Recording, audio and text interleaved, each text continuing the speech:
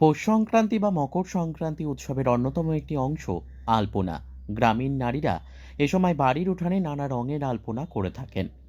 মকর সংক্রান্তির কদিন আগে থেকেই তারা নিজেদের উঠান নিকিয়ে নেন। এরপর নিজের মনের মাধুরী মিশিয়ে ফুল, পাতা, পাখি, গ্রামীণ সংস্কৃতির নানা ছবি এঁকে তৈরি করেন আলপনা। শহরের দিকে বর্তমানে আলপনা আঁকার প্রচলন প্রায় উঠে গেছে। এখন বাজারে পাওয়া যায় নানা আকারের এবং নানা রঙের আলপনার স্টিকার। কোনো ঝামেলা ছাড়াই স্টিকার লাগিয়ে নিয়েই সুন্দর ঝকঝকে আলপনা হয়ে যায়। এতে যেমন মানুষের নিত্যদিনের কর্মব্যস্ত জীবনে অনেকটা সময় বেঁচে যায়, প্রচণ্ড শীতকে উপেক্ষা করেও তাদের উঠোনে রং বেরঙের আলপনা আঁকা নিয়ে ব্যস্ত।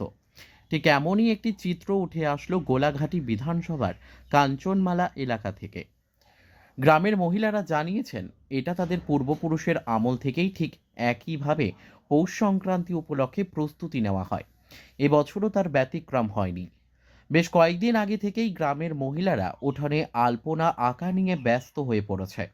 তারা জানিয়েছেন, পৌষ সংক্রান্তি অর্থাৎ আলন্তির দিনে রকমারি পিঠে পুলি সহ ভালো মন্দ রান্না করে ভগবানের উদ্দেশ্যে পুজো করা হয় এবং সেদিন সকাল থেকে প্রতি ঘরে ঘরে হরির উদ্দেশ্যে লুট বের হয়।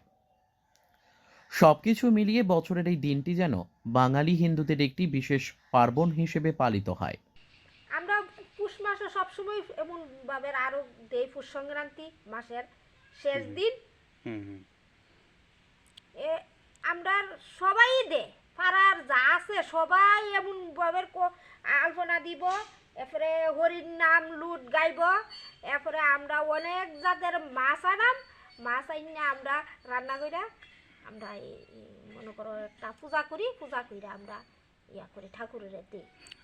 পুষ সংক্রান্তি সোমবারে অক্করা সবাই মনে করো মুসলমান বাদে সবাই আমরা এমন আলপনা দিই। Bureau report, news daily Bharat.